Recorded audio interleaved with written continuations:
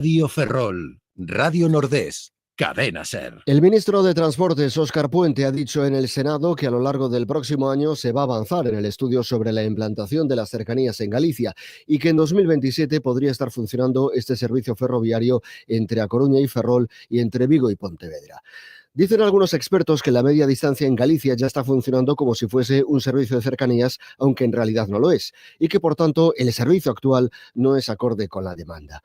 Después de años y años en los que se ha argumentado que no había suficiente población en Galicia para un cercanías, ahora parece que se empiezan a dar pasos en esta dirección, fruto del acuerdo de investidura entre PSOE y BNG. Sigamos vigilantes.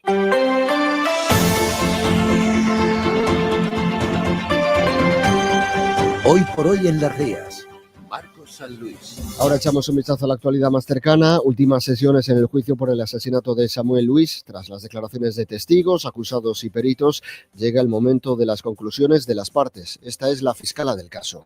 Activamente golpeando y o impidiendo la defensa o huida de Samuel o de ambas formas. Alejandro Míguez intervino activamente impidiendo la defensa y huida de Samuel, incluso llegando a forcejear con una de las personas que intentaba ayudar a Samuel. Y Caterine Silva intervino activamente impidiendo la defensa y huida de Samuel sin desvincularse del grupo en ningún momento. Lectura de conclusiones por parte de Fiscalía. En el Congreso de los Diputados ha salido adelante una propuesta de Sumar para impulsar el nuevo convenio colectivo de Navantia. Vox fue el único partido que no lo apoyó.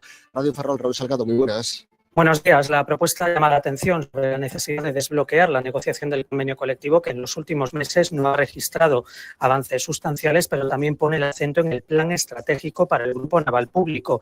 La iniciativa de Sumar apuesta por poner en marcha medidas que fomenten la conciliación laboral, además de la reducción de jornada, y coinciden en gran medida con las reivindicaciones sindicales de los últimos meses, que tienden también a la implantación del contrato relevo y a acelerar la incorporación de nuevos trabajadores a la plantilla. Y además la unión de los paseos marítimos de Cee y Corcubión, cada vez más cerca con la adquisición por parte del Concello de Corcubión del terreno que faltaba. Radio Nordés, José Manuel Mira, bo día. Que tal, Marcos? Esta mañá asínase a adquisición por parte do Concello de Corcubión do terreo que faltaba para unir os paseos marítimos das dúas vilas, Corcubión e Cee, convertindo así nun gran percorrido único. Con este paso, agora será Costas quen terá que realizar a obra que esperan de se inicie no próximo ano, 2025. Contará tamén con áreas de zonas verdes e aparcadoiro para vehículos. O terreo que agora adquire o Concello corcubionés por 19.000 euros sumase ao xa mercado polo Concello de Cee hai meses. Pro alcalde de Corcubión, Xavier Domínguez Droc, hoxe é un día histórico para a vila. Centro Galego de Estudos, infórmate. Iniciamos en novembro cursos gratuitos financiados pola Consellería de Emprego e o Ministerio de Educación, formación profesional e deportes para a obtención dun certificado profesional. Cursos oficiais dirixidos prioritariamente a persoas desempregadas con prácticas en empresas e bolsa de emprego que mellorarán a túa empregabilidade. Se che interesa, actúa urxentemente. As prazas son limitadas. Visita os nosos centros, a web informateoposiciones.es ou chamando ao 652 83 78 14.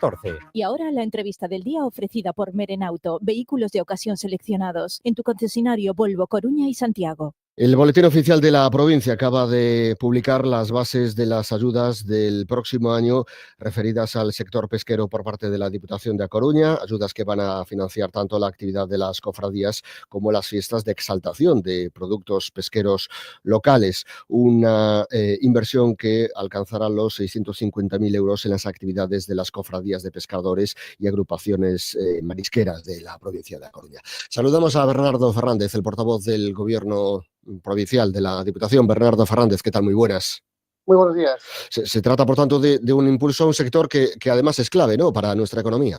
Efectivamente, es un sector del que viven más de 2.000 familias y, por lo tanto, para nosotros es importante, sabéis, apoyar a todos los sectores productivos de nuestra provincia y, lógicamente, el sector del mar, en este caso del marisqueo, cofradías de pescadores, etcétera, pues también es importante para nosotros. Por eso se hace ese esfuerzo inversor este año, pasando del $500.000 del año pasado a 650.000 euros de esta partida, de los cuales esos 150.000 a mayores estarán destinados para exaltación de productos marisqueros, ¿no?, con subvenciones que podrán oscilar entre los 1.200 y los 15.000 euros por cofradía, más allá de las que ya veníamos concediendo para funcionamiento y contratación de personal e infraestructura hasta ahora, que sabéis que oscilan entre los 7.500 y los 37.500 euros que venían recibiendo las cofradías de la provincia de La Coruña. Sí, porque en muchas ocasiones lo que necesitan es poder funcionar las propias cofradías, ¿no? Y sin un respaldo económico, pues sería prácticamente inviable. Efectivamente, con muchas de estas subvenciones lo que hacemos es financiar gastos estructurales de las propias cofradías, como decía antes, pues bien para contratar personal o bien, bueno, pues para inversión en infraestructuras que puedan necesitar, ¿no? Al final, las cofradías son las dinamizadoras del sector pesquero y aquellos que se dedican, bueno, pues a coordinar un poco las distintas artes de pesca, tanto a flote como de marisqueo, y por tanto para nosotros, como digo, teniendo en cuenta que es un sector muy importante que está atravesando una situación muy compleja en los últimos años como consecuencia de la reducción en la producción sobre todo de marisco, muy importante, y sobre todo porque hasta ahora tampoco tienen muchas respuestas por parte de la Consejería de Pesca en cuanto a qué es lo que está pasando. Estamos viendo las cofradías de Muros y Noia, quizás sea una de las más reseñables por el volumen, ¿no? de productos de capturas que hay allí, que se ha reducido drásticamente, y por el peso que tiene la economía de esa comarca.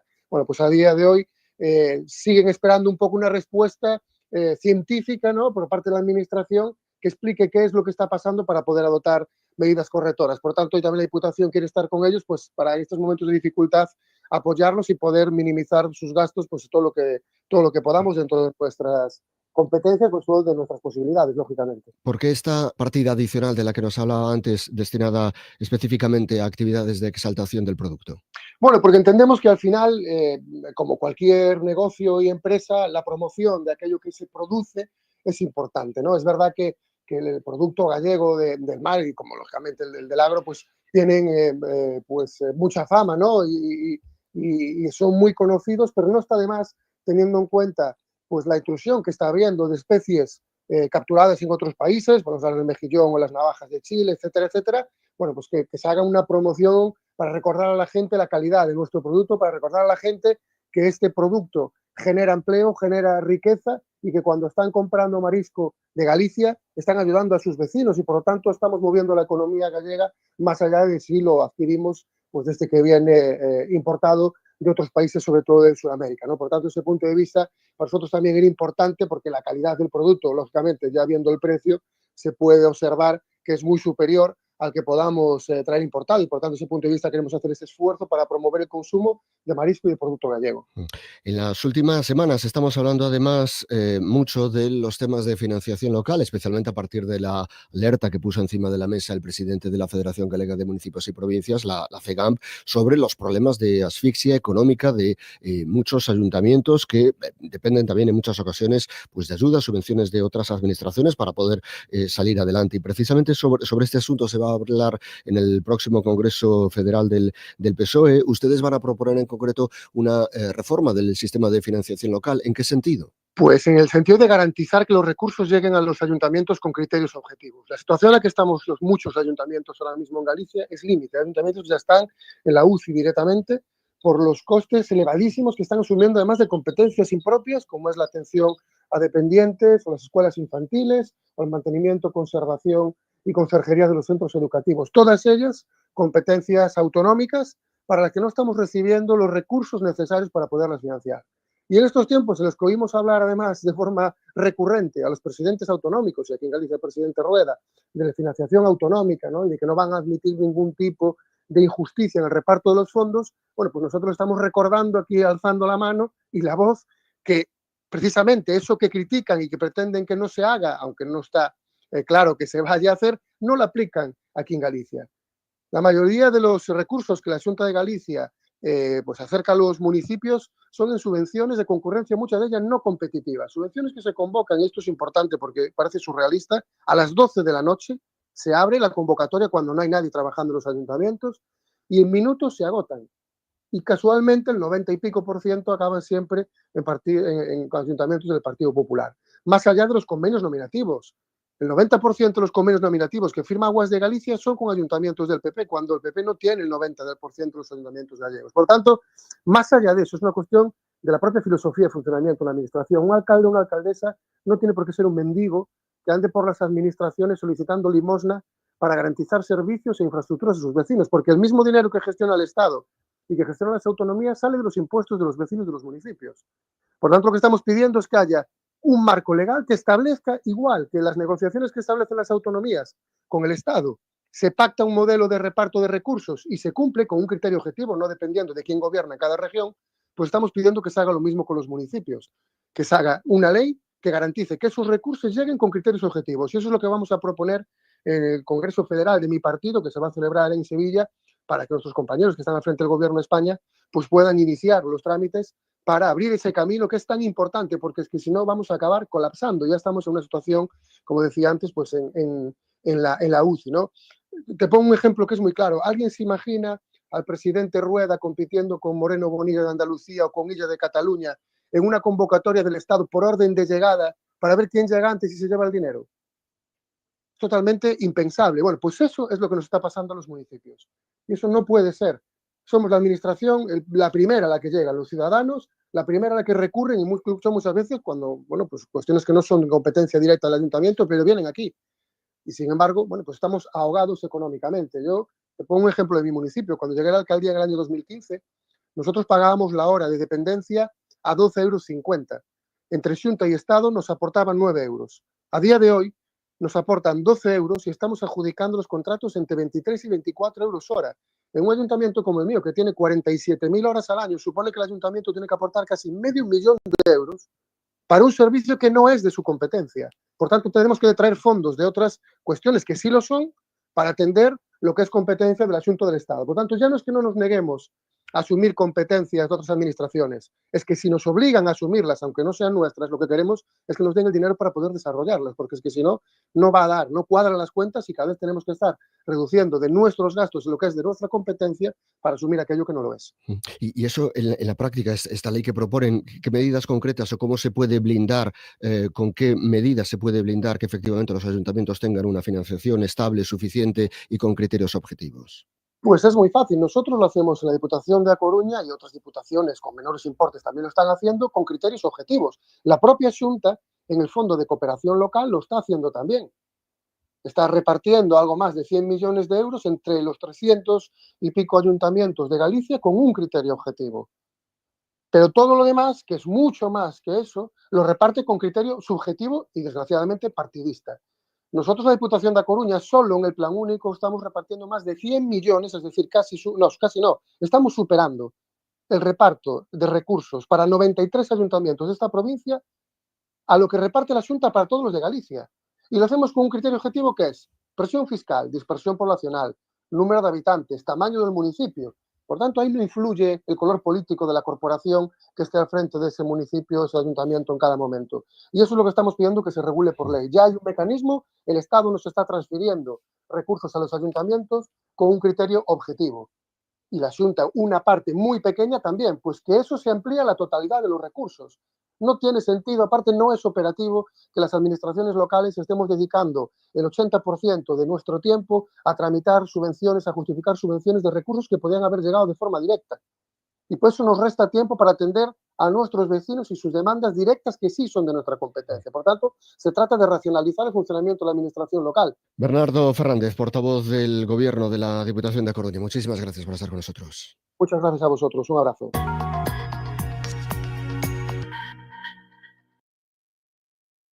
¡90 aniversario! Radio Coruña Cadena Ser, la 93.4. Antes, ahora, siempre.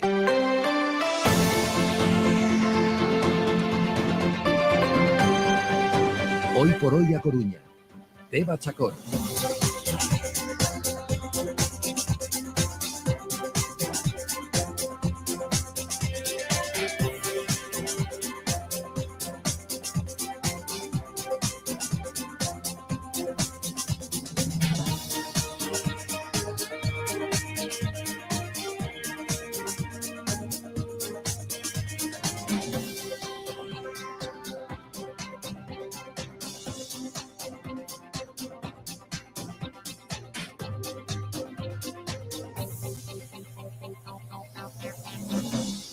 Muy buenos días, jueves de Hoy por Hoy A Coruña con literatura, con escucha intergeneracional, con divulgación científica y actualidad, ya que seguimos pendientes y con la mirada puesta en ese juicio por el asesinato de Samuel Luiz en esta jornada, como decíamos, de jueves 14 de noviembre, de intervalos de nubes y claros, de termómetros que ahora mismo marcan los 17 grados y que no van a subir mucho más. Van a llegar hasta los 18 más o menos, bajarán en las horas finales del día hasta los 12. Nos vamos a ir hasta la sala de pantallas, allí nos espera Marcos Suevos. Marcos, buenos días. Hola, buenos días. ¿Cómo está el tráfico hasta ahora? Bueno, se mantiene muy tranquila la mañana. Empezó tranquila, con bastante fluidez. Cualquier punto pues fue despejando con más prontitud de lo habitual. Y hoy, pues lo que llevamos de a esta hora de mañana, pues la situación sigue siendo la misma, muy fluido, más bien escaso, y salvo que puntualmente en algún lugar hubiese algún tipo de complicación, nosotros lo que vemos es que hay mucha tranquilidad en cuanto al tráfico.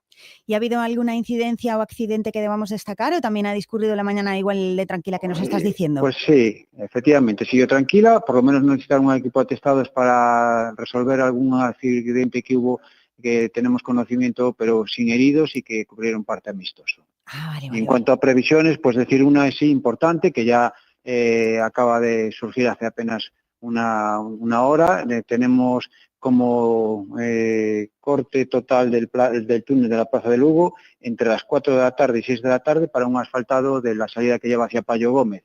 Ese corte total son 2 horas, es una hora bastante buena para efectuar este tipo de tareas y puede dar incluso la posibilidad de hacer aperturas puntuales. Así que lo tengan en cuenta los conductores habituales que entre la Plaza de Los y Plaza Pontevedra utilizan Plaza de Lugo, tendrán que ir hacia la zona de Juana de Vega. Pues tomamos nota. ¿De qué hora era, Marcos? De 4 de la tarde a 6 de la tarde. Ese corte del túnel de la Plaza de Lugo. Pues que tengáis muy buen día por ahí. Gracias. Gracias a vosotros. Buen día. Carrasco y García Clínica Dental patrocina la primera entrevista. Esta mañana el CHUAC organiza una mesa informativa en el Día Mundial de la Diabetes y la actividad se complementa con un espacio en el Centro de Salud de Osmayos en el que va a haber un coloquio y el protagonista va a ser el usuario. Y vamos a hablar hasta ahora con Mónica Paredes. Saludamos y nos vamos al Centro de Salud de Osmayos. Hola, muy buenos días, Mónica. Hola, buenos días. Cuéntame cómo es eso de que el centro del coloquio es el usuario y con qué vais a contar en este espacio para todo el que se pueda acercar al centro de salud a informarse.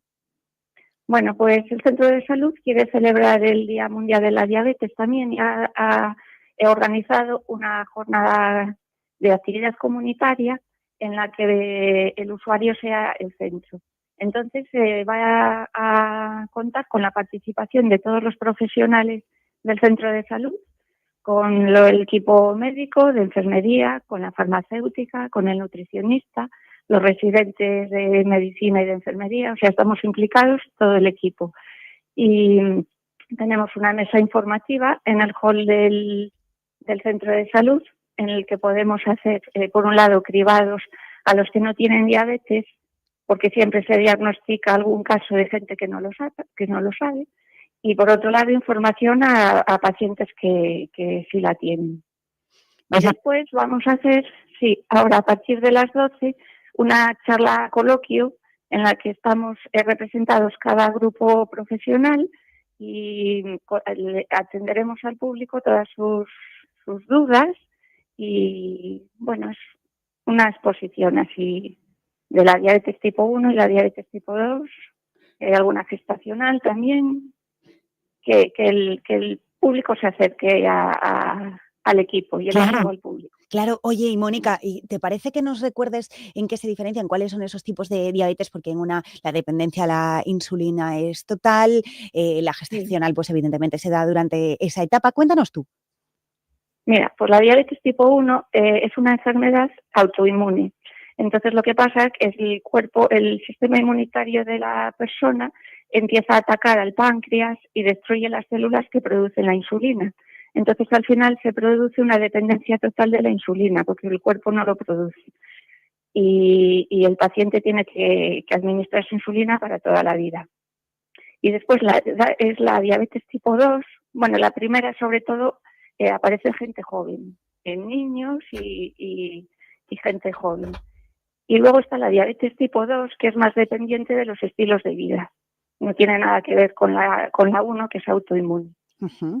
Imagino que en el centro de salud pues estaréis bien centrados. Bueno, y lo sabemos, lo hemos hablado en más ocasiones, de llevar un estilo de vida saludable, porque es cierto que existen determinados comportamientos y también grupos de riesgo, ¿no, Mónica?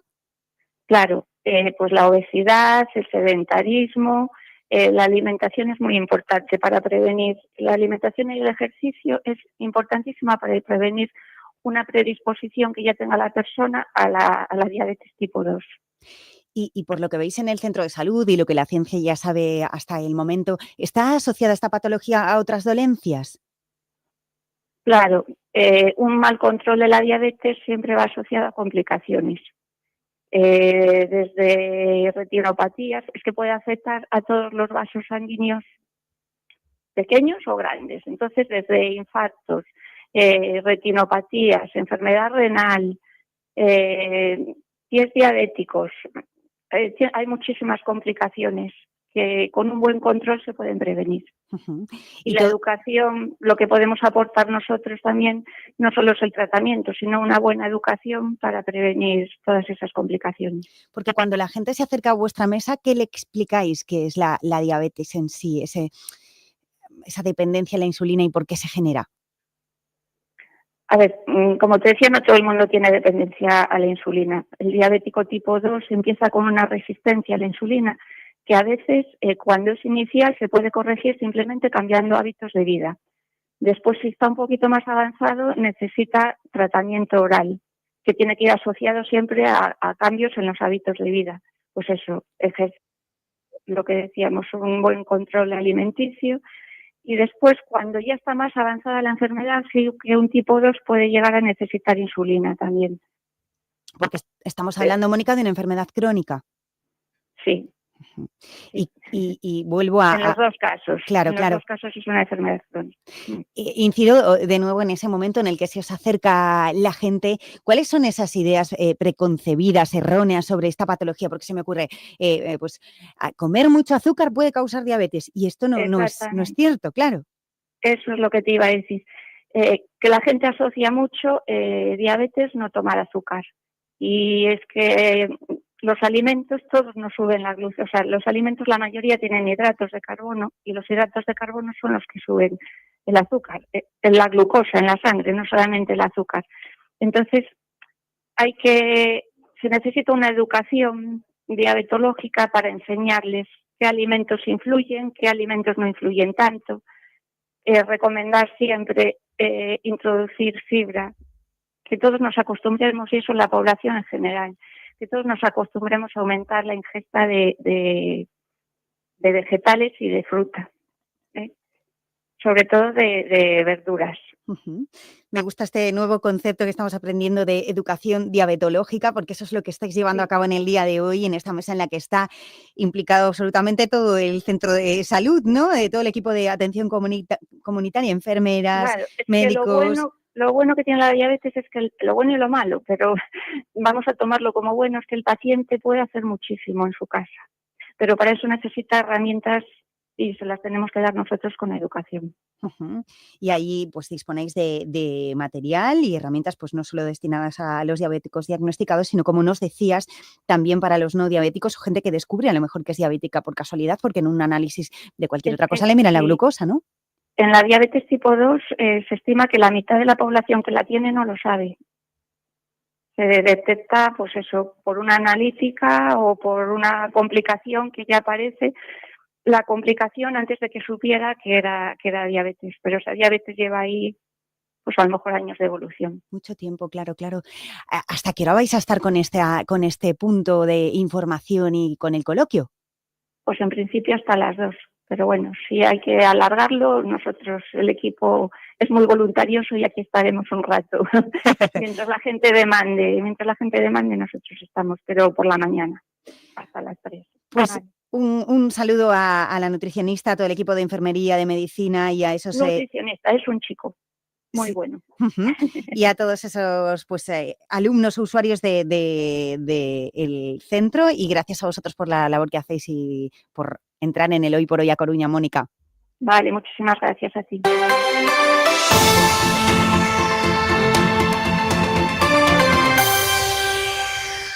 En 10 minutos llegamos a la 1 de la tarde, en 9 minutos llegamos a la 1 de la tarde. Decíamos, tenemos la mirada puesta en ese juicio por el asesinato de Samuel Luiz. Bueno, pues nos vamos hasta la audiencia provincial en esa recta final con las conclusiones y con los informes de las acusaciones. Ahí está Isabel Bravo. Hola, Isa. Muy buenas, pues ahora mismo la fiscal del caso, Olga Serrano, está relatando sus conclusiones, su informe final, sobre todo para incidir en que en el caso del asesinato con alevosía, con ensañamiento de Samuel, hubo una auténtica cacería. Lo dijo al principio del juicio y lo está repitiendo de nuevo. Incluso así ha señalado que fue una manada de lobos que sale a cazar, unos atacan, otros apoyan, otros impiden la ayuda y otros impiden también la propia defensa de la víctima. Hubo una participación activa de todos, no tiene ningún tipo de duda la representante del Ministerio Público, cada uno de los 5 procesados, desde el principio hasta el final.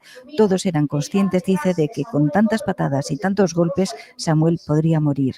Y la agresión fue única, duró 3 minutos y tuvo lugar entre el PAF El Andén y el Paseo Marítimo, la avenida de Buenos Aires número 2, donde cayó desplomado. Vamos a escuchar sonido ambiente, sonido de la sala, donde se está desarrollando este importante juicio por la muerte de Samuel Luiz. Escuchamos a la fiscal. Su declaración de ayer también la situó en todo momento al lado de Diego Montaña. No hay desvinculación. Estuvo presente en todo momento dentro del grupo que golpeaba a Samuel. Su presencia junto a los demás aumentaba el efecto intimidatorio sobre Samuel. Rodeaban a la víctima y le perseguían. Continuó con su acción de evitar la huida de Samuel y evitar su defensa. E incluso, aunque parezca accesorio, llevaba a la cazadora de Diego Montaña mientras lo acompañaba y mientras Diego Montaña agredía a Samuel. No se fue del lugar. La representante del Ministerio Público está desgranando caso a caso la implicación y la participación de cada uno de los 5 procesados en la agresión a Samuel.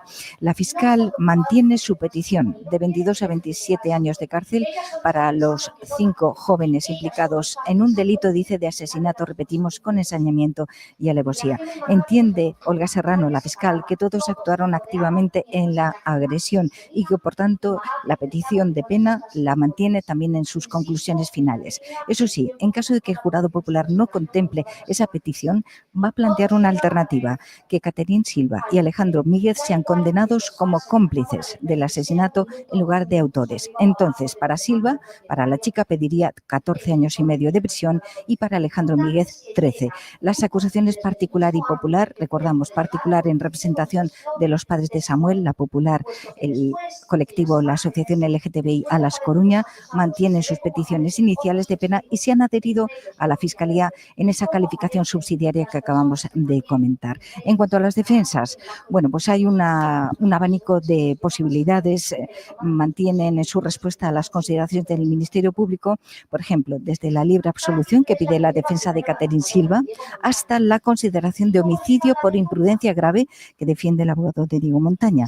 En este caso, la defensa del principal acusado, que ayer confesó, recordamos, haber agredido a Samuel, propone al jurado penas de 3 años por homicidio por imprudencia y un delito de lesiones o, como alternativa y subsidiariamente, 10 años de cárcel para su defendido, para Montaña, por un delito de homicidio y la agravante por abuso de superioridad. Así que, bueno, así van desarrollándose los hechos en esa lectura de las conclusiones del informe final, en este caso por parte de la Fiscalía, a quien volvemos a escuchar.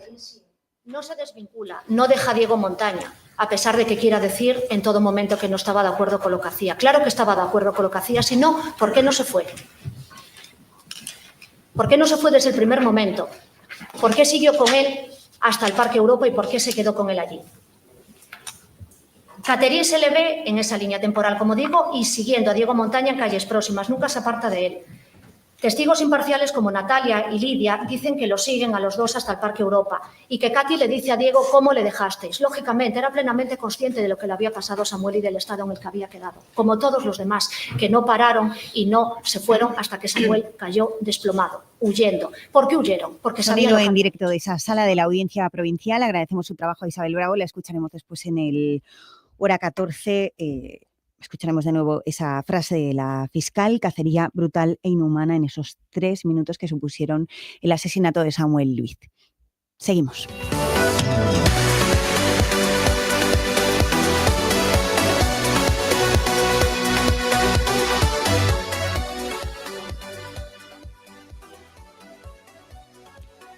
Y es tiempo ahora de repasar todo lo que tiene que ver con los deportes. Tenemos por aquí a Adrián Candal. Hola, Adri, muy buenas. ¿Qué tal? Muy buenas. Qué complicado, ¿no? El cambio ahí de temática, sí, mucho, se hace complicado, pero bueno, y algo tan mundano como no deja de ser el mundo del deporte, pero vamos a ello porque también da alegría a mucha gente. Decía aquel que el fútbol es de las cosas menos importantes la más importante, da mucha alegría y da pasta también a Coruña y a la gente. Bueno, el Depor, que me estoy liando, que juega este fin de semana, el domingo, frente al Almería. Hoy ha comenzado la semana de entrenamientos después del parón de ayer miércoles, y hemos escuchado a Dani Barcia, es otro de los canteranos que tiene el Depor, ya tiene unos cuantos, y bueno, y es también el capítulo Barcia, es uno de esos asuntos que tiene Fernando Soriano pendientes, ¿no? Han ido blindando a prácticamente todos los chavales de Abegondo, los canteranos, digamos, prometedores. Esta semana, bueno, sin más lejos lo de Mella, que se materializaba el martes, se hacía oficial el viernes, la renovación también de Pablo García del lateral, pero bueno, ya están Diego Gómez, está Rubén López, todos estos están atados por lo menos hasta 2027. Y falta,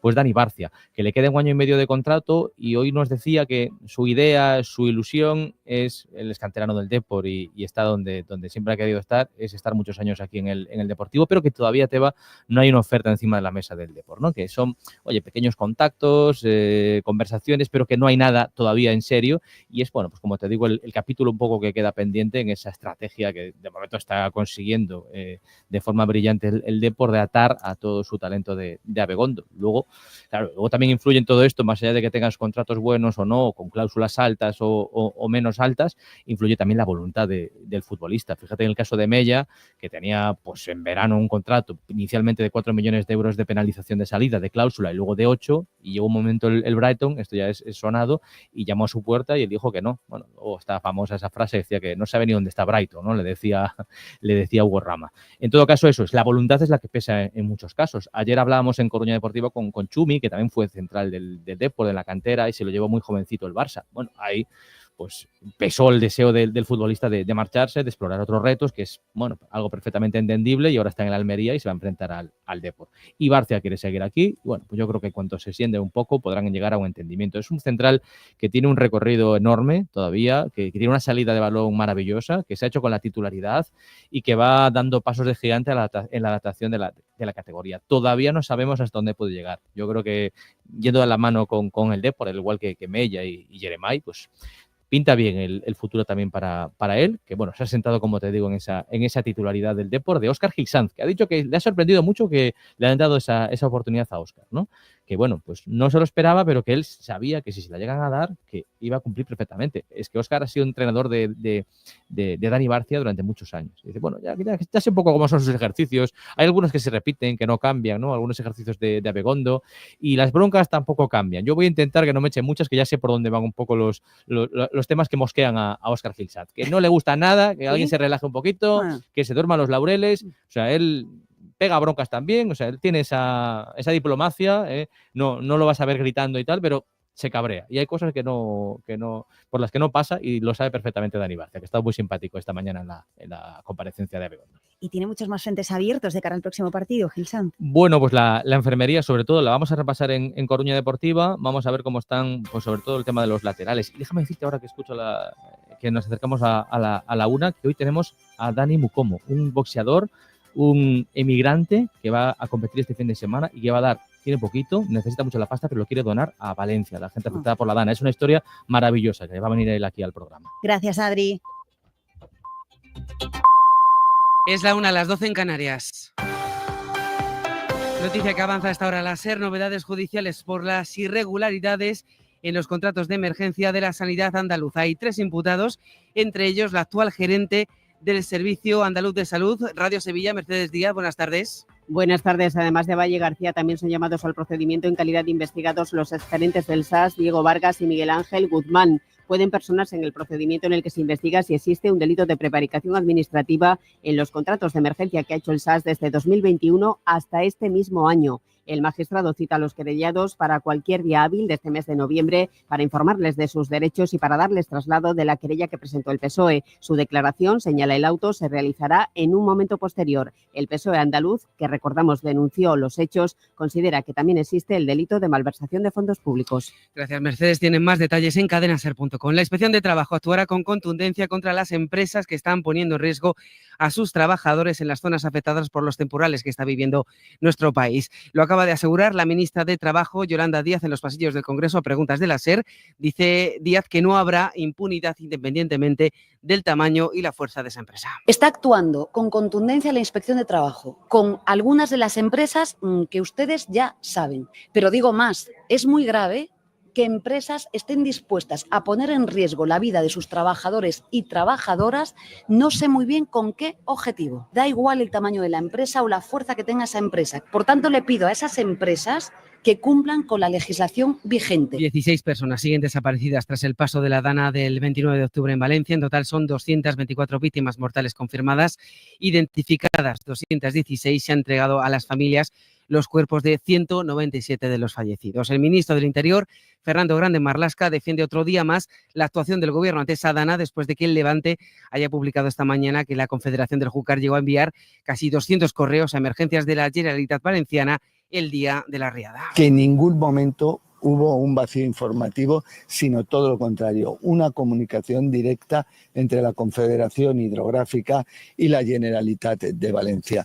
Y lo que duele es que mentiras, falsedades hayan sido utilizadas en Europa, en la Comisión Europea, en el hearing, en la audiencia de la vicepresidenta, de una forma absolutamente ruin y de una deslealtad máxima por parte del Partido Popular. Sobre las ayudas a los afectados por la Dana de ese 29 de octubre, desde mañana los bancos van a poder adherirse a las líneas de avales del ICO para dar créditos a familias y empresas que necesiten dinero para la reconstrucción de sus casas o instalaciones. El presidente del Instituto de Crédito Oficial, Manuel Oyuca, asegura que la intención es que tengan dinero cuanto antes. Yo creo que la idea fuerza de este programa es clara.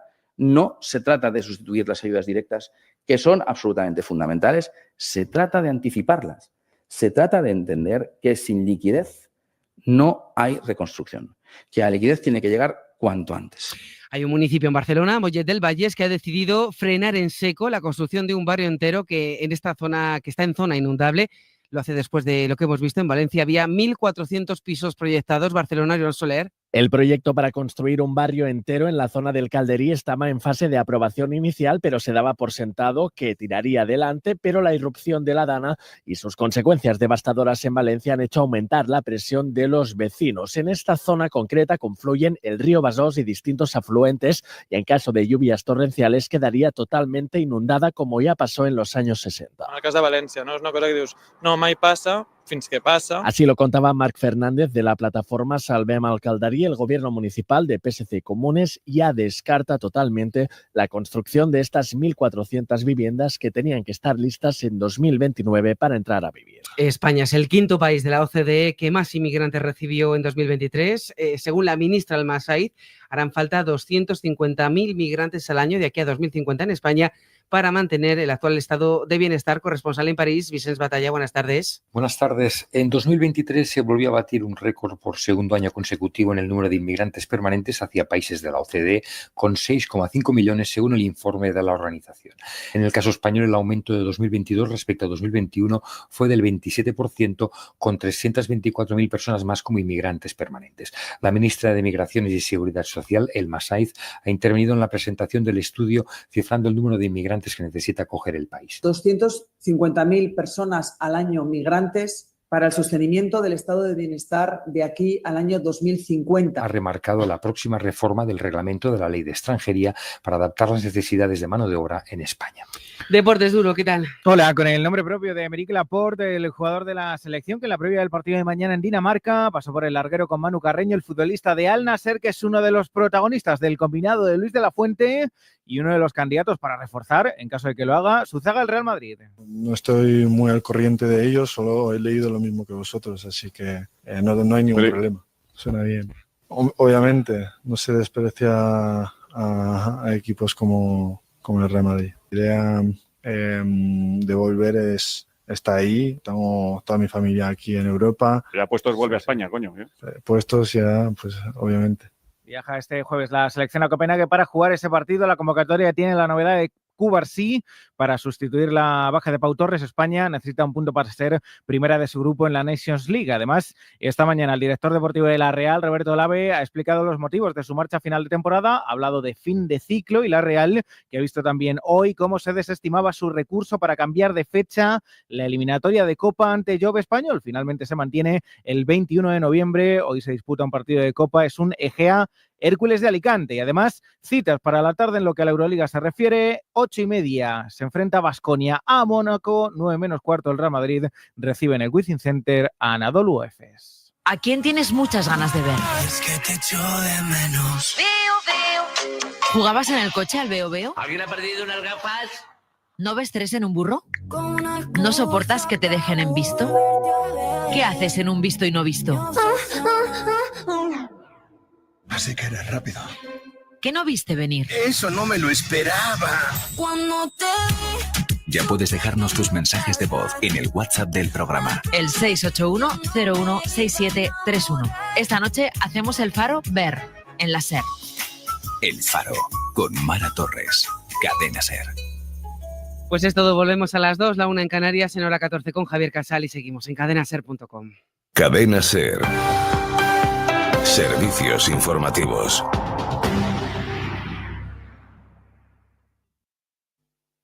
Cadena SER Galicia. Hoxe en familia, é ouro todo o que reloce. Ternera gallega sen oso para guisar 9,95 euros o kilo. El lombo embuchado en bullón ao corte 13,95 euros o kilo. Familia é máis aforro. máis teu. Aforra cada día en Autoservicios Familia. Empresa colaboradora co acontecemento Todos contra o Cancro. Todavía puedes pasar por Ford Zacar y beneficiarte de la campaña de desestocaje de final de año. Con la liquidación de vehículos seminuevos kilómetro cero y descuentos de hasta un 40%. Visítanos en Ford Zacar, tu concesionario Ford en Coruña, Santiago y Narón. Ven a Gadis, el precio no es un problema. En nuestras oportunidades de hoy tenemos filetes de atún calvo al natural 125 gramos o en aceite de oliva 180 gramos, frasco 2,95 euros. Y en pescadería, gallo ración, kilo 5,90 euros. Gadis, en confianza.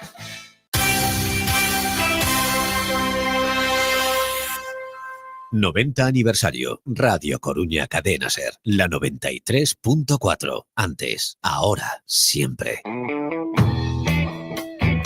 Hoy por hoy a Coruña, Deva Chacón. I have my thoughts to position, but do I know how to act? I have no silent ambitions, but does that make me a man? Until I learn all I can and mean all I understand. That's the way I've given.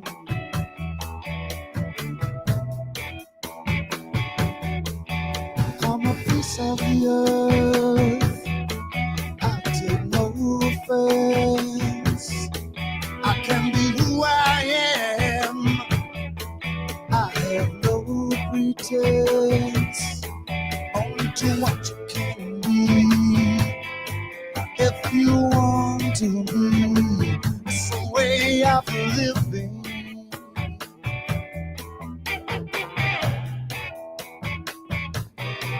I've got a pen in my pocket, does that make me a rider? Standing on the mountain doesn't make me no higher. Putting on gloves don't make you a fighter.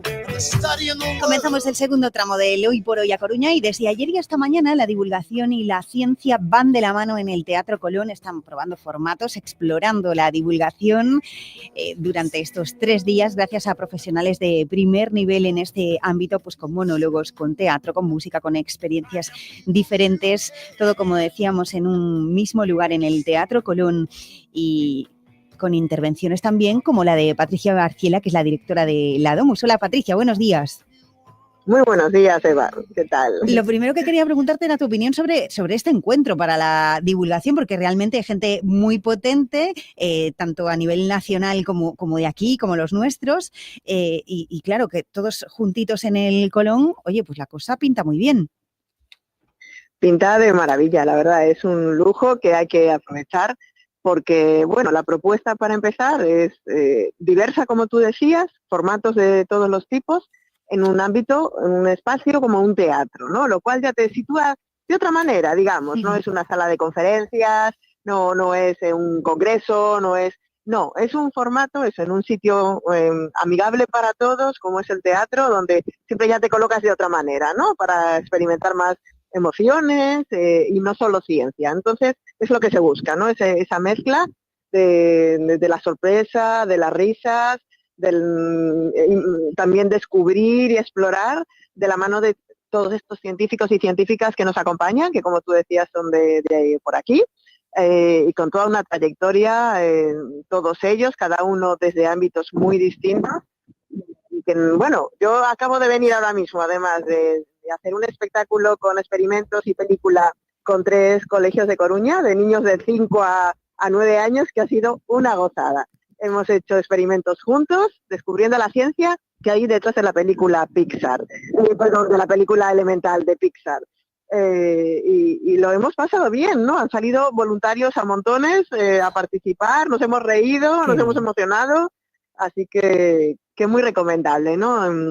Animar al público, aún quedan entradas, el Colón es un espacio con mucha capacidad y aún queda sitio para que quien nos esté escuchando se anime a ver cualquiera de los programas que le pueda apetecer, lo que queda de semana, ¿no? Entre hoy y mañana. Muy recomendable todo lo que nos queda por delante. Mañana, por ejemplo, por la noche se va a hablar de música y fonematología con Germán Díaz y Benjamín Otero. Va a estar Quantum Fracture, que se cuentan por millones sus seguidores a través de YouTube, llevando la física a lo más alto, a ese mundillo, ¿no? También con podcasts como el de Manuel Vicente y su efervescencia, con las inmortales científicas que cambian el mundo. Y hoy pues se va a hablar desde arqueología hasta diálogos híbridos entre periodistas y sexólogas, pasando por colaboraciones con Órbita Laica. Te teníamos a ti también, microcharlas con Castro Rivadulla y Xurxo Mariño, en fin, para que los oyentes se hagan una idea también. Tienen toda la información, desde luego, en Coruña Comunicaciencia. Como decías, todavía hay entradas. Hablabas de su trayectoria, Patricia, pero yo también quería recordar la tuya, doctora en Ciencias Biológicas por la Universidad de Santiago de Compostela, y iniciaste tu vida profesional como docente y después ya pasaste rapidísimamente al equipo técnico de los museos científicos y ahora diriges la Domus, ¿no? Pues sí, un privilegio. Llevo ya casi 30 años en la Domus, que el año que viene estamos de aniversario. Y sí, tuve ese momento más científico, digamos, en la universidad, pero es verdad que me llamaba mucho el poder contar la ciencia a la gente, ¿no? Y tuve la suerte de que me crucé en el camino de los museos científicos y aquí llevo desde entonces, aprendiendo cada día y probando, pues eso, cómo hacer que la gente se enamore de la ciencia y esta es una de las formas de hacerlo, ¿no?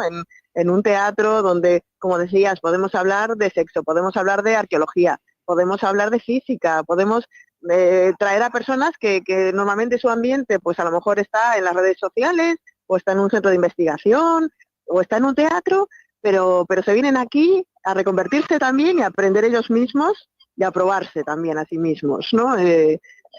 Trayéndonos la ciencia de otra manera. Así que bueno, es una fiesta de la ciencia en realidad, así que hay que animarse a venir a verlos, de verdad que sí. No me quiero olvidar de Tamara Pazos, ni de Débora Ciencia, en fin, es que sois tantos, y tampoco me quiero olvidar que nuestros oyentes, cuando vayan a la Domus, pues sepan que bueno, pues que tienes parte de responsabilidad, sino toda de el espacio maker, de bueno, pues secciones o espacios como el Divulgatón, que has hecho un montón de cosas para experimentar también con el museo, ¿no?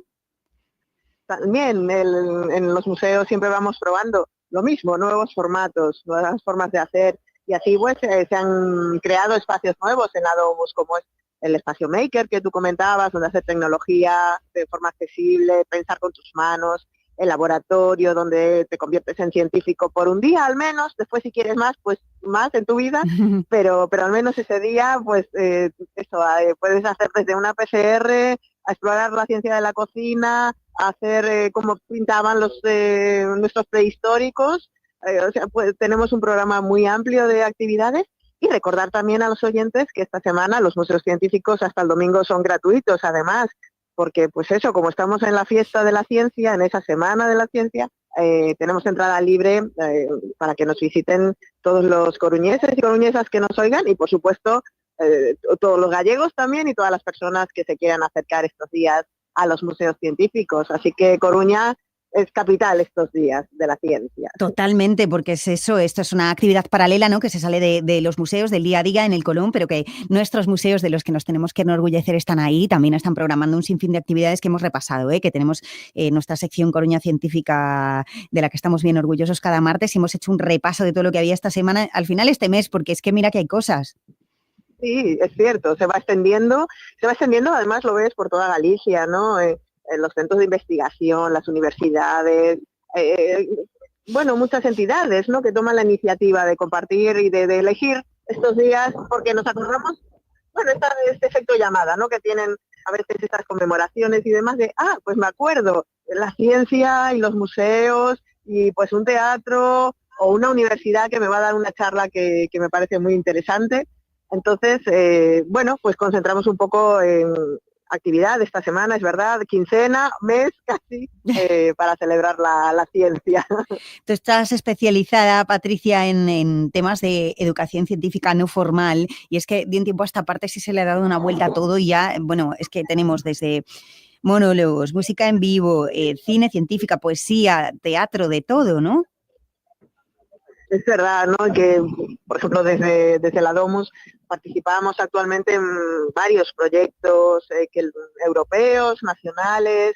En algunos de ellos vamos a trabajar temas en la ciencia para los más pequeñitos, en otros temas de inteligencia artificial, en otros proyectos trabajamos temas más de tecnología abierta, pero sí vamos descubriendo cómo el museo a veces es ese sitio, también punto de encuentro, donde podemos reunir quizás, por ejemplo, a los más expertos, científicos, tecnólogos, entornos con el público más general, con los centros escolares, por supuesto, haciendo esta educación, de formar esta forma de complementar a los centros escolares, que a veces desde los coles pues no hay ni el tiempo disponible ni el equipamiento a lo mejor necesario para hacer, por ejemplo, una PCR, ¿no? Como os comentaba antes, que hacemos en la Domus. Sería complicado para que un centro escolar elaborar todo un protocolo de cómo se hace una PCR y tener los aparatos. Bueno, pues desde la Domus podemos aportar eso, que venga el centro escolar al museo, a que sus alumnos aprendan a hacer una PCR, que lo hemos oído tanto durante la pandemia, pero a lo mejor no sabemos muy bien para qué más cosas sirve una PCR, además de para saber si tenemos COVID o no, como hacíamos, ¿no? Durante la pandemia y después. Una PCR nos permite saber de qué especie es, por ejemplo, el pescado que compramos en el mercado. La PCR nos permite saber quién puede ser a lo mejor el responsable en un crimen, quién ha robado o quién ha cometido a lo mejor un homicidio y demás. Una PCR nos permite identificar muchas cosas, es una técnica muy valiosa. Y los chicos de secundaria, de bachillerato, vienen a la Domus y hacen una PCR toda completa. En nuestro caso lo que hacemos es resolver un crimen y averiguar quién es el culpable. Y además, de la emoción de resolver y el misterio y demás, hacen una PCR como lo hace un científico, tal cual, ¿no? Con todos los pasos, los materiales, los equipos, los aparatos, la hacen tal cual, ¿no? Y es verdad, y lo sabemos, ¿no? Que esto en parte puede colaborar a despertar vocaciones científicas, que es estupendo, y sabemos de gente que se ha ido después de hacer este tipo de talleres en la Domus, pensando, a mí me gusta esto, yo querría dedicarme a esto, pero realmente también vamos más allá. No solo se trata de despertar vocaciones, sino también de mejorar nuestra cultura científica, ¿no? Y aunque te vayas a dedicar a cualquier otra cosa que no tenga nada que ver con la ciencia, pues que no pues digas, pues yo una vez pues hice una PCR y sé para qué sirve. Y ahora entiendo mejor cuando voy al hospital, pues qué están haciendo los científicos, qué están haciendo estas cosas. Y bueno, es mejorar nuestra cultura científica, que es parte de nuestra cultura. Y de nuestra vida, claro, porque siempre lo decimos por aquí, que es que la ciencia nos rodea por todas partes y me gustaría también incidir contigo en esa parte de suma importancia que es la de la divulgación, porque es verdad que cuesta a veces aterrizar pues cierto conocimiento y está muy bien contar con expertos, pero si hay gente que nos lo puede contar a los que no controlamos tanto y darle la vuelta para que lo entendamos, es, bueno, pues todo un descubrimiento quizás.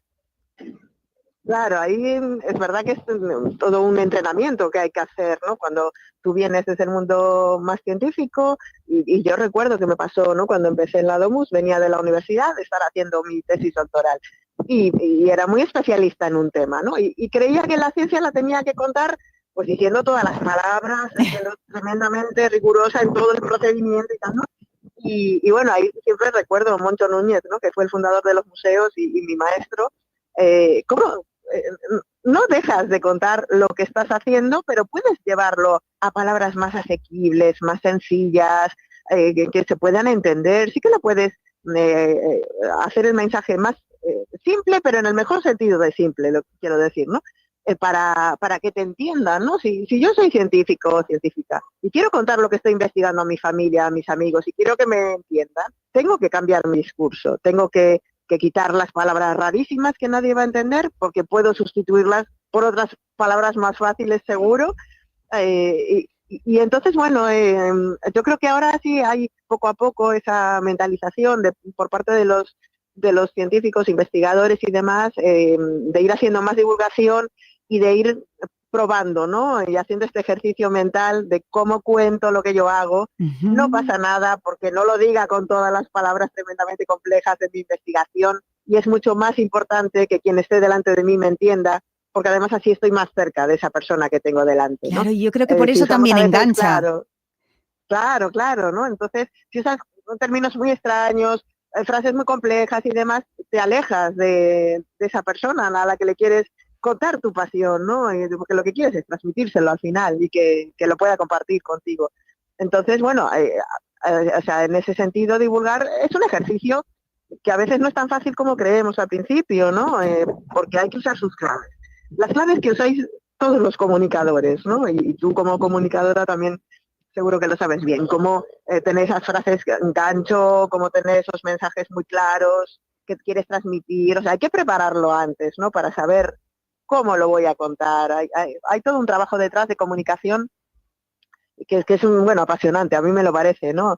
Porque es muy enriquecedor, ¿no? Si consigues enganchar a quien tienes delante de ti, pues es muy satisfactorio, la verdad. Claro, y además es que como el trabajo científico realmente están como para adentro, como en el laboratorio y demás, o vosotros pues preparando la Domus con nuevos experimentos, con nuevas cosas, pues el encuentro con el público y ver que te está entendiendo, realmente pues es lo que te decía antes, engancha. Engancha. Y además también estamos viendo, cada vez hay más formación, ¿no? En divulgación hacia los científicos y científicas, precisamente para ir aprendiendo, ¿no? A utilizar esas formas de construir los mensajes. Entonces te hace hacer además una reflexión sobre tu propio trabajo que a lo mejor nunca te habías parado a hacer, ¿no?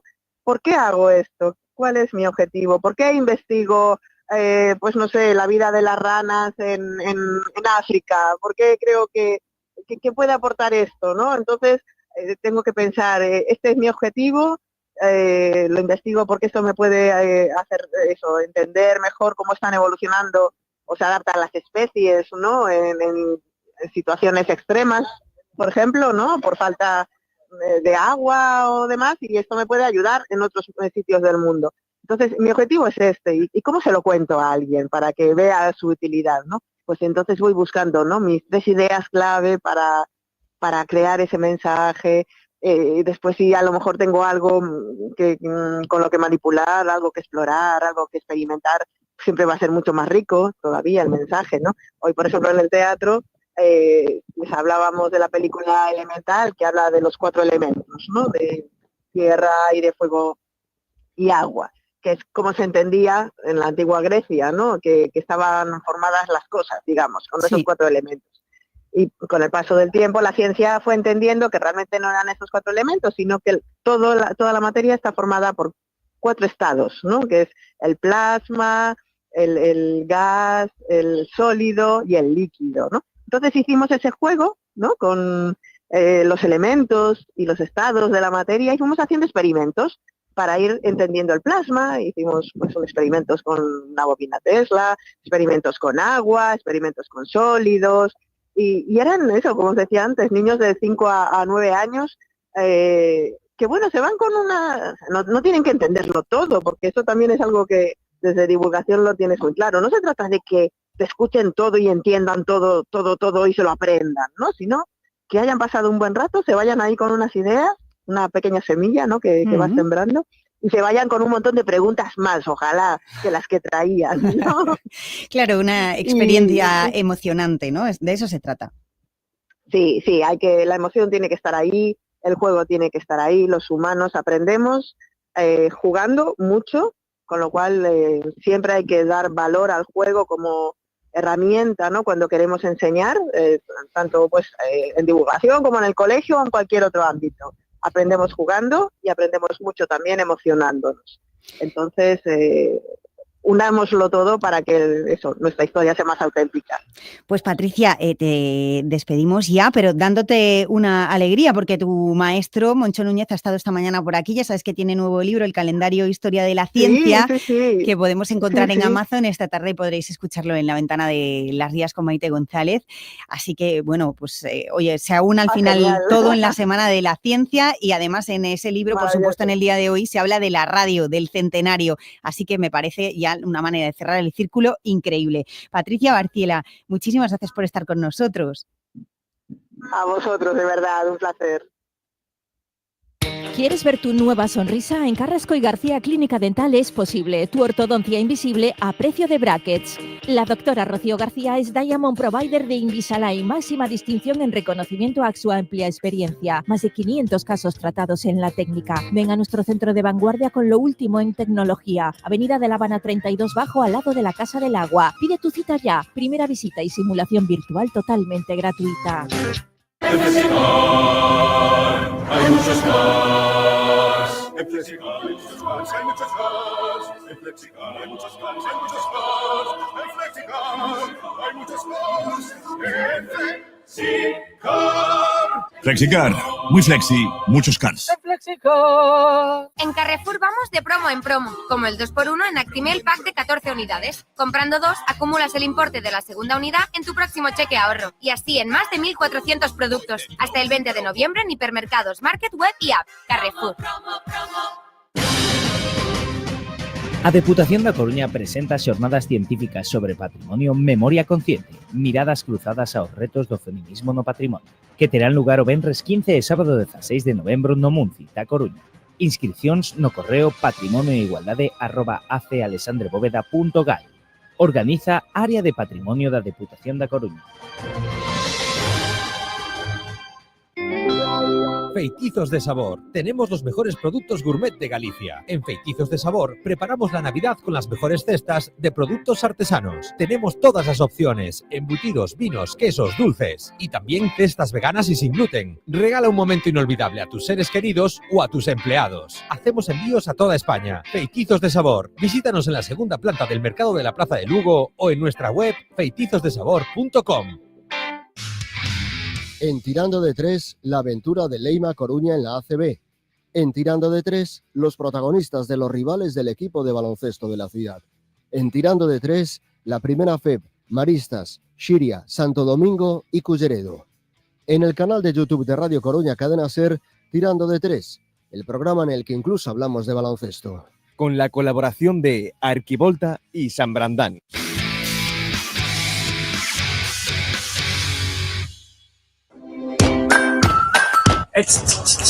¿Sabes cuál es el coche del que todo el mundo habla? Omoda. ¡Omoda! ¡Omoda! Omoda. ¡Omoda! Omoda.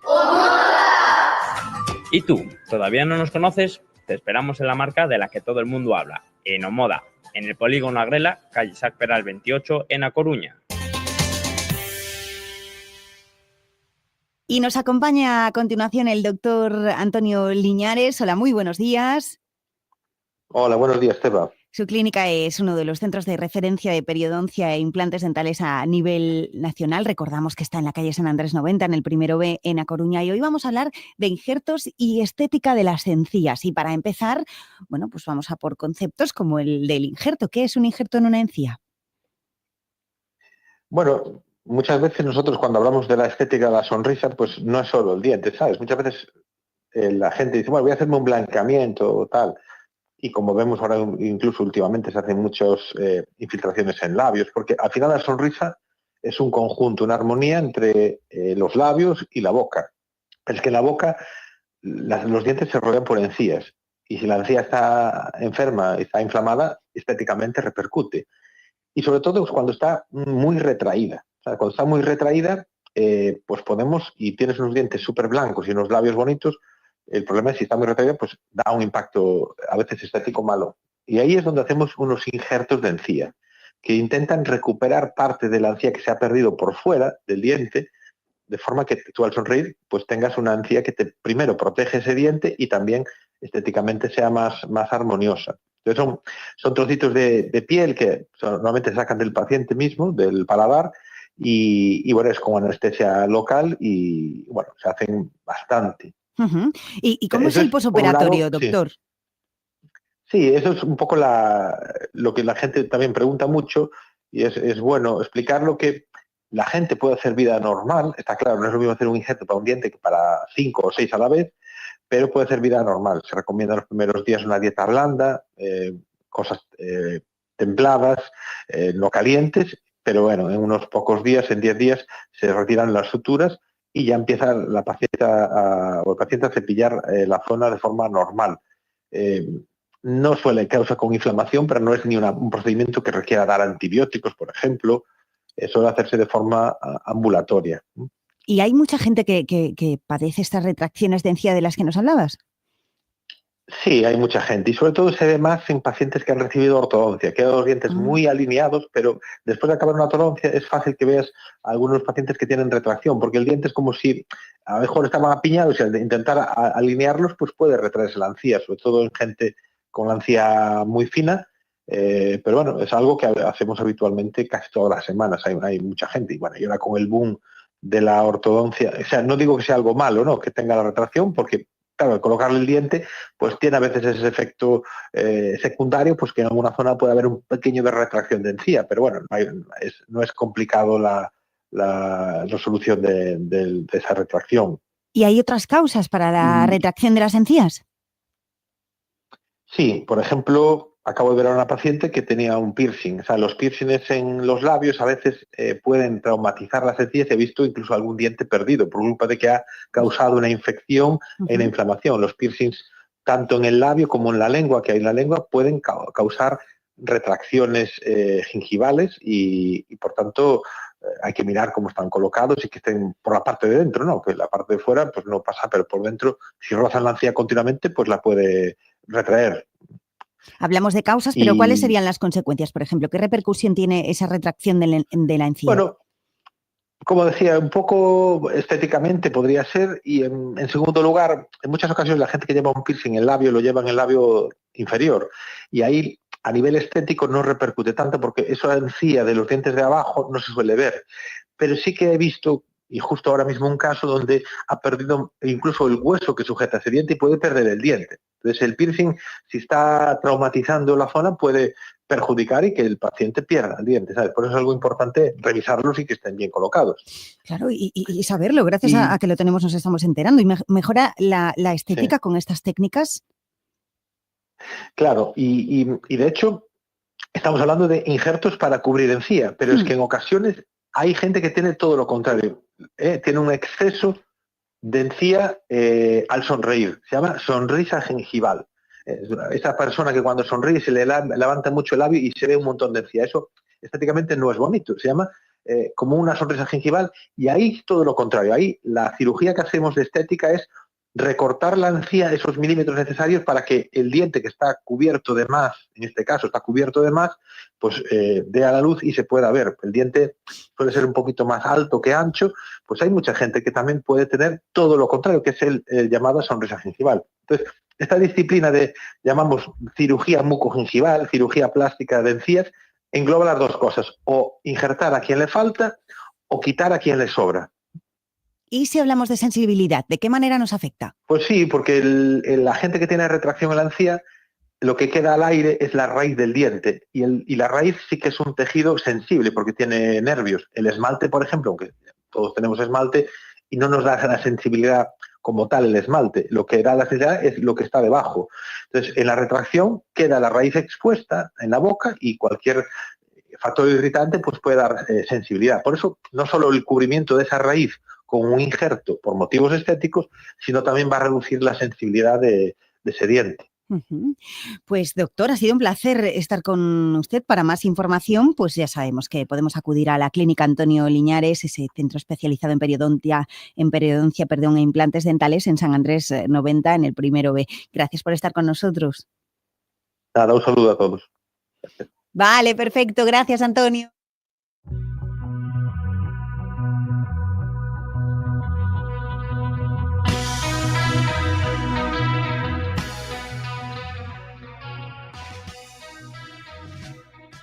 David Iglesias, ¿cómo estás? Muy bien. Ay, pero hay que escucharte, esto es muy importante. Hay que escucharme ahora siempre. Te escuchamos, ahora Faltaría sí has vuelto. Ah, que no se me escuchaba. Bueno, lo primero que traigo es una rifa solidaria que nos trae el AMPA EUME del Colegio Couceiro Frei Jomil en Pontedeume. Bueno, están haciendo una rifa solidaria, la rifa cuesta 2 euros y todo lo que se recaude va a ser para las víctimas de la DANA. Y tienen 2 premios muy chulos, porque, bueno, tienen varios premios, pero tienen 2 centrales muy gordos. Que tú los quieres ya. Yo los quiero. Vas a pillarte rifas. Voy a pillar 10 rifas ya. Bueno, tienen una camiseta firmada del Básquet Coruña y otra camiseta firmada del Depor. ¿Y qué hay que hacer? Bueno, meternos en sus Claro, redes, pues claro. mira, te metes en las redes de AMPA EUME, tanto en Facebook como en Instagram, y ahí tienes toda la info, porque están desde el viernes 8 de noviembre ya, y las puedes comprar ahí en el local del AMPA EUME, dentro del Couceiro Frei Jomil, de 8:55 a 9:30. Y van a anunciar próximamente más puntos de venta. Además que quien quiera colaborar, pues tiene ahí unos números y unos correos para ponerse en contacto, ¿vale? Vale, perfecto, pues suerte a todo el mundo y mira, además es por una buena causa y son unos premios que molan un montón. Chulísimos. ¿Qué más tienes? Pues te traigo cositas. Mira, te traigo un concierto taller de Theremin, que es a favor de la lucha contra el cáncer infantil en la Real Academia de Medicina y Cirugía de Galicia. Va a ser hoy a las 6:30 con Paulo Pascual. Y después, pues tenemos mucho humor. Mira, en La Garufa tenemos piloto de comedia. En la Mardi tenemos el ciclo de humor Pedro Brandariz Caxoto, Sen Filtro, contos pagans, macabros e luxuriosos. Pero también tenemos teatro, porque mira, en el Rosalía tenemos terceiro acto, en el Fórum Metropolitano tenemos Compaña y en el Obelisco comienza ahí la 6ª edición del Festival Balacar. Además tienes un anuncio importante Pues sí. de cara a diciembre. A diciembre, porque vamos a tener en diciembre en el Palacio de la Ópera a Andrés Suárez presentando Viaje de ida y vuelta. Y un barquito. Un barquito, porque querías un barquito. Y hoy tenemos por aquí el Sky Princess, que estará aquí hasta las 6 de la tarde, con sus 3.660 pasajeros a bordo y 330 metros de eslora. Pues David Iglesias, muchas gracias. Con Andrés Suárez y las Tanshu te dejamos hasta mañana. Hasta mañana. A pedra mollada tornábase casa, a chave por dentro e a porta pechada. E fuches tan boa deixándome ir, eu cando volva sei ben que estarás pra mirar comigo o mar. Sempre curando feridas, cheña de sal, mora e me abrigas, cheña de sal. Nunca vi sombra na ría, cheña de sal, sempre me miras, cheña de sal. Rúas con luces prendidas e alí, luz de San Xoán. Lembrome daqueles picos na París, lembrome das luces do Nadal, lembrome domar en calma que non lembro-me. Carballos medrarán de tanto que te choré, e a sombra será remanso para morrer. Carballos medrarán de tanto que te choré, e a sombra será remanso para morrer. Queremos más. No nos queremos bajar de esta ola. La ola de Gil Sanz. La ola de las victorias. La ola del Depor. Tras las 2 últimas victorias, ahora queremos la tercera y la buscamos en Carrusel Deportivo Coruña. Domingo desde las 6 de la tarde. Almería Depor en la sintonía líder. La de Carrusel Deportivo Coruña. Ven al estadio más grande del mundo, el de la radio. Ocupa tu butaca en el 97.6 FM. radiocoruña.com, la app de la SER, el canal de YouTube de Radio Coruña o pídeselo a Alexa. Pues vamos a ver, es una opción clara. Mario Soria. ¡Gol! ¡Golazo! Carrusel Deportivo Coruña. Antes, ahora y siempre con el Deportivo.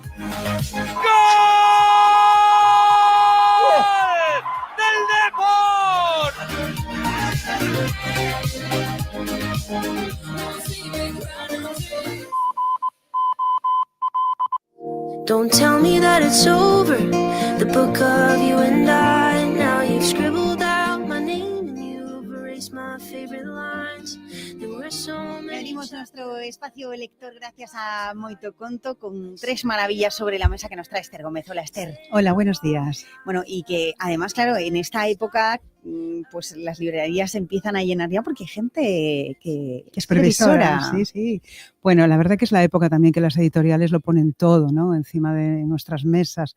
Luego cada librería es verdad que selecciona lo que quiere también ofrecer a su público y sin duda que hay una serie de libros que son apuestas todos los años, pues el Premio Planeta, pues Gómez Jurado con su último libro, Dolores Redondo que acaba de salir, Pérez Reverte, tenemos todos esos libros que aparecen en todas partes, en montañas y montañas, ¿no?, en escaparates, en visuales muy, muy cargados de todos esos títulos que las grandes editoriales, bueno, de alguna manera presionan para que estén ahí, ¿no? O sea, intentan que estén ahí. En las librerías así más humildes o más pequeñas o más que elegimos casi todo lo que nos entra por la puerta, tratamos también de resaltar otros títulos porque esos ya los vemos en todas partes, ¿no? Ya están por todos lados, promocionados y son autores de mucho nombre, de mucho recorrido.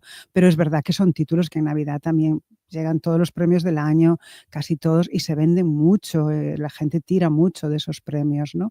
Y hoy os traigo 3 que no tienen nada que ver con esos, porque sí es verdad que son 3 libros que yo ya recomendaría como libro regalo, que la gente que es previsora que anote, porque son 3 apuestas muy interesantes, muy diferentes, y es verdad lo que decías, que cada vez hay más gente previsora, ¿no? Y a mucha gente también le gusta salirse de ahí, de lo típico, investigar otras cosas, leer otras cosas. Claro, y si son para uno mismo o si son para un regalo, pues buscar también otro tipo de cosas. Exacto. Esta semana hemos celebrado el lunes el Día de las Librerías, el Día Internacional de las Librerías, y uno de los que os traigo es también un pequeño homenaje a los libros, a los escritores y de alguna manera también a las librerías, porque su autora, que se llama Andrea Reyes, es ilustradora, es también periodista cultural, ha colaborado con distintas editoriales, pero también es librera, trabaja medio día de librera y además ahora va a abrir su propia librería en Madrid, en breve. Andrea es una mujer que seguimos mucha gente por las redes, sobre todo por su trabajo de ilustración, porque hace unas ilustraciones de las librerías muy bonitas, ha hecho exposiciones simplemente con ilustración de distintas librerías españolas. Este se titula Caligramas, acaba de salir, yo creo que ha llegado ayer o esta mañana.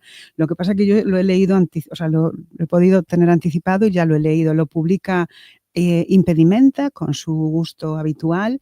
Es una edición preciosa y son 99 rostros de la literatura, clásicos y actuales. Son aquellos que ella ha elegido, porque son como los autores que le han marcado la vida como lectora, ¿no?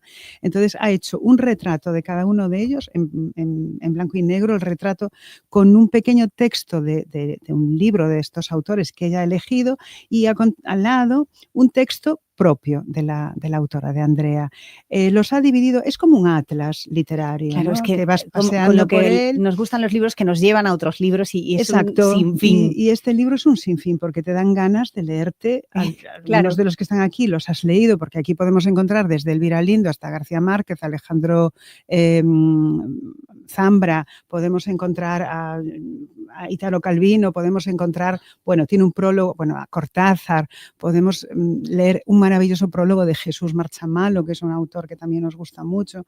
Entonces ella los ha dividido, pues los mágicos, los existencialistas, ha hecho pues eso, como pequeñas islas, los que esperan, es su clasificación. Es un libro que nos gusta mucho como libro regalo y que diría la gente que lo anote como una de las propuestas de Moito Conto para estas Navidades ya. Caligramas de Andrea Reyes en Impedimenta. Ahora os voy a hablar de una novela que me ha gustado mucho últimamente, de lo que he leído. Se titula Absolución, es de la autora americana Alice McDermott.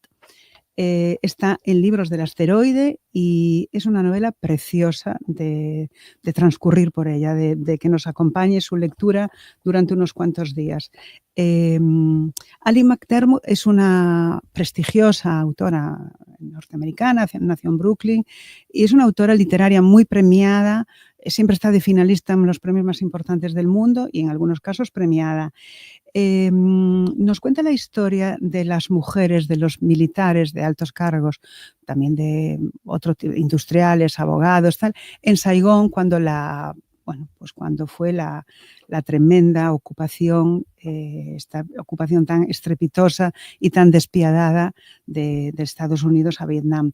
Entonces, las mujeres son varias, las protagonistas, pero hay dos principales que son las que nos interesan. Una es la narradora, Tricia, que tiene 23 años cuando está allí en Saigón con su marido. Su marido es un abogado exitoso con mucho futuro de la Armada y las mujeres parecen mujeres floreros, son mujeres floreros en ese momento, ¿no? Pero es verdad que según va avanzando la novela, tanto Tricia como Charlene, que son las dos protagonistas, dos mujeres diferentes, Tricia es muy joven, quiere tener hijos, vive para su marido, Charlene es también una parente entregada, ama de casa con 3 hijos, tan guapa como intimidante, porque tiene como todo un carácter también, ¿no? Entre ellas forjan una alianza y deciden dedicarse un poco al altruismo, ayudar a los niños más desfavorecidos, llevarles juguetes a los hospitales a los enfermos, encargarse de alguna manera de ayudar también a los leprosos. Bueno, emprenden ese tipo de vida. El libro está lleno de unas descripciones que ni te das cuenta cómo la autora está describiendo y sin embargo estás leyendo ahí un libro maravilloso, de verdad está tan bien escrito, es una delicia de novela, la recomiendo muchísimo para una misma o para regalar a cualquiera. Absolución de Alice McDermott en Asteroide. Y por último quería hablaros de este libro que es un ensayo, se titula Nuestras primeras veces, o sea, ya ves que hoy he traído ilustrado, novela y ensayo, sí, para todos los gustos, que puede ser para la misma persona los 3 también. Son 30 prehistorias extraordinarias de nuestras primeras veces. Es de Nicolas de Saint-Dié, que es un francés que, bueno, es investigador en el Centro Nacional de Investigaciones Científicas en Toulouse. Nos cuenta las 30 primeras veces que han sucedido, por ejemplo, empieza con la primera herramienta. Él es especialista en la prehistoria, pero luego a lo largo del libro nos va contando, bueno, se dice que los humanos avanzamos a golpe de primeras veces, ¿no? Y que luego cuando las situamos bien en su contexto cronológico permiten descifrar pues todas las etapas evolutivas de nuestro comportamiento, ¿no? Entonces, todos nos hemos preguntado quién soy, de dónde vengo, todas esas preguntas, ¿no? Entonces, aquí el primer mamut, el primer gato, el primer asesinato, el primer entierro, la primera aguja, que es muy curioso porque la aguja antes era a veces de marfil, bueno, de hueso, y ahora es de metal, pero no ha cambiado nada. Es igual que cuando se fabricó la primera aguja, más pequeña. Nos lo apuntamos entonces. Venga, nuestras primeras veces, 30 prehistorias extraordinarias, es un ensayo divulgativo, pero también lúdico, muy fácil de leer y muy interesante el conocimiento que aporta. Es que tiene pintaza. Está en Periférica, editorial Periférica. Pues ya tenemos 3 para esa colección, para regalar o para la misma persona, dice Esther. Gracias. Gracias a vosotros. Hasta la semana que viene.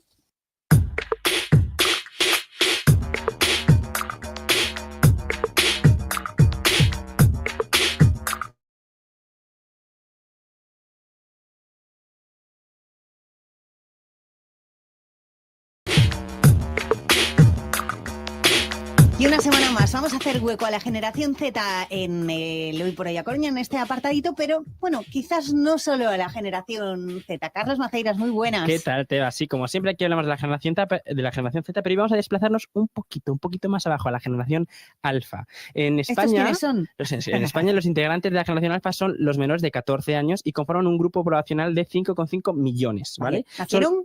Son los nacidos en 2010 concretamente y, aunque parezca raro, son gente que ya había nacido existiendo la tecnología de la pantalla táctil, por ejemplo. Qué mayores somos, madre mía. Bueno, tú no.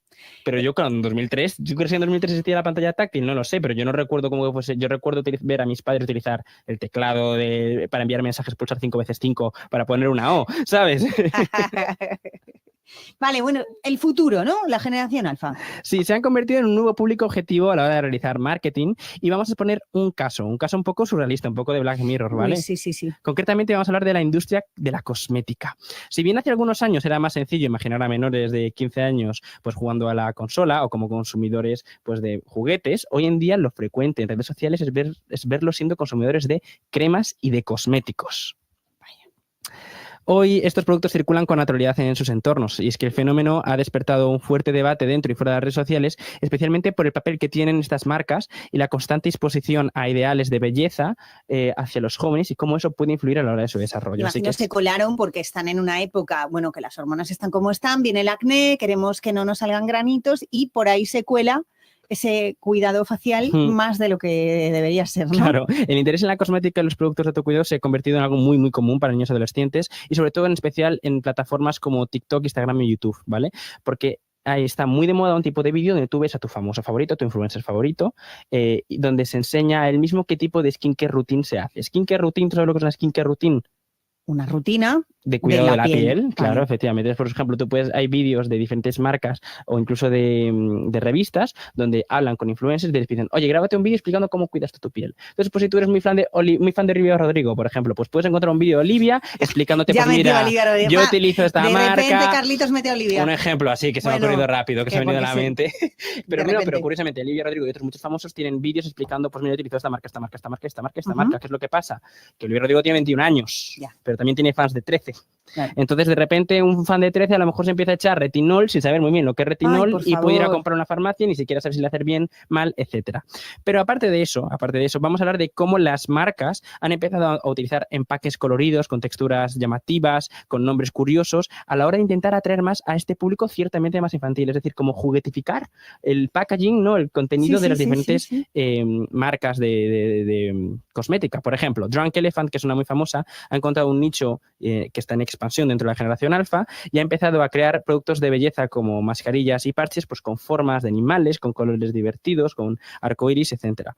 Por ejemplo, en esta empresa aclaran que muchos de sus productos están diseñados para todo tipo de pieles, incluyendo las de niños y adolescentes, lo que lo hace atractivo tanto a los padres interesados en inculcar prácticas de autocuidado como para los propios menores que buscan pues, replicar las tendencias que comentábamos antes de ver a tu favorito influencer echándose cualquier potingue en la piel. Sin sentido. La cuestión es que esta estrategia de marketing está diseñada para que un producto llegue a un público y en este caso a lo mejor a un público que no lo hace falta. ¿Qué llevó a que la cosmética se convirtiera de repente en este factor tan grande entre la generación alfa? Para entenderlo hay que entender el contexto en el que los jóvenes han crecido, sobre todo la generación alfa. ya comentábamos en otras secciones de que ellos han crecido en una vida donde las redes sociales está completamente implementada, donde siempre han estado expuestos. Muchos de ellos ya son hijos de millennials que se han visto expuestos en redes sociales de sus padres. Con los filtros, utilizando una realidad que no es la suya. Con lo cual, efectivamente, el baremo a través del cual se crece la tendencia de belleza de una persona, lo que se considera bello, está influenciado por una hiperestimulación a lo largo de las redes sociales. Vale. Ya no solo por los filtros, sino porque tú antes veías una foto y ya está, pero es que ahora para esa foto, ese post Instagram, han hecho 500 antes y han escogido la mejor, ¿no? Es una cosa, y le han pasado fotos. claro, que se lleva todo el rato y empieza de repente, empezamos a tener unos estándares que son difícilmente alcanzables según la naturalidad. Con lo cual, una de las respuestas a obtener esos estándares son la propia cosmética.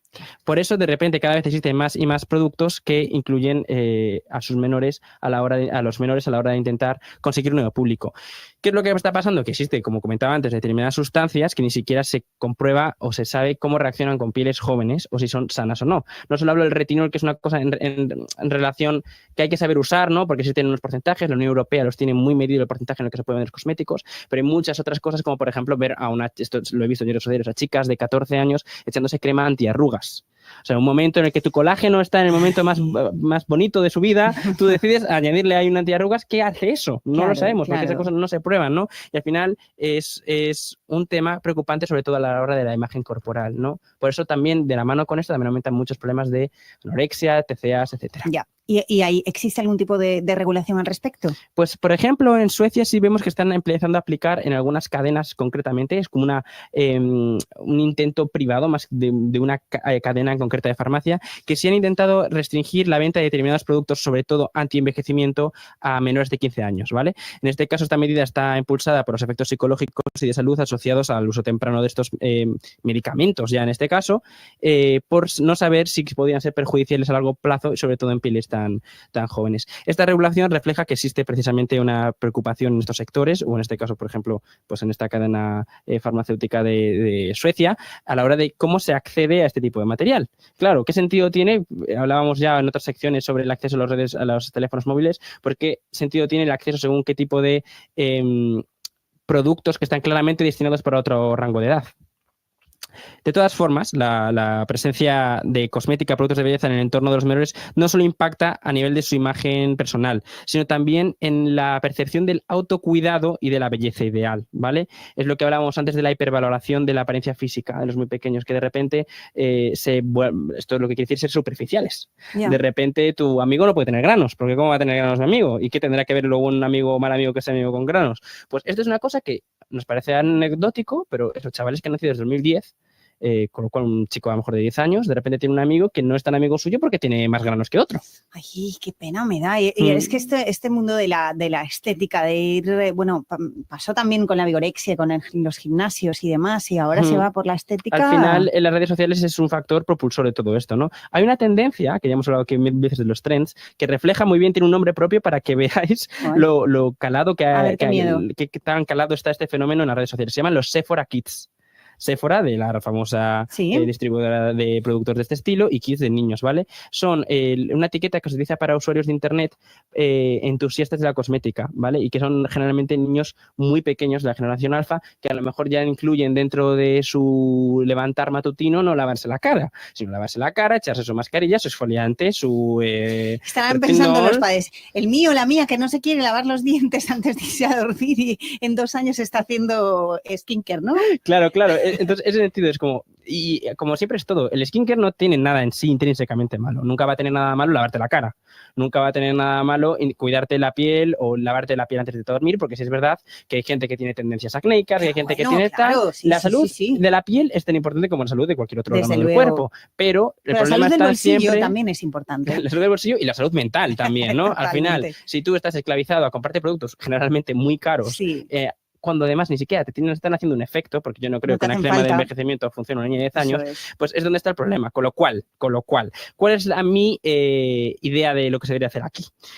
Una vez más, lo más importante es enseñar lo lógico y la educación racional. Quiero decir, dentro de cuidarse hay límites. Igual que puedes ir al gimnasio, Una cosa es ir al gimnasio, estar sano y tener un corazón fuerte y hacer fuerza y tener unos órganos, unos músculos suficientemente fuertes como para que no te lesiones en la mínima, y otra cosa es ser una persona vigoréxica. Otra cosa es no salir del gimnasio. Claro. Con lo cual, en la contención, en un punto intermedio está todo, y en este caso igual.